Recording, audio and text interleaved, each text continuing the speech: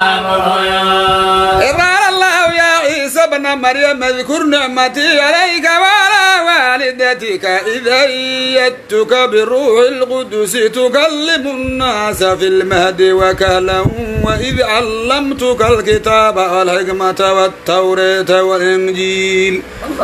وإذ تخلق من الطين كآية الدائر بإذني فتنفخ فيها فتكون طيرا بإذني وتبرئ الأكمى والأبرص بإذني وإذ تخرج الموتى بإذني وإذ كفرت بني إسرائيل قال الله يا عيسى ابن مريم اذكر نعمتي عليك وعلى والدتك إذ أيدتك بروح القدس تكلم الناس في المهد وكهلا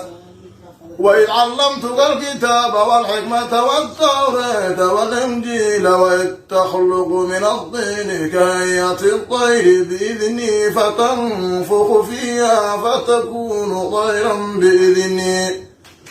وتبرئ الأكمى والأبرص بإذني وإذ تخرج الموتى بإذني وإذ كفرت بني إسرائيل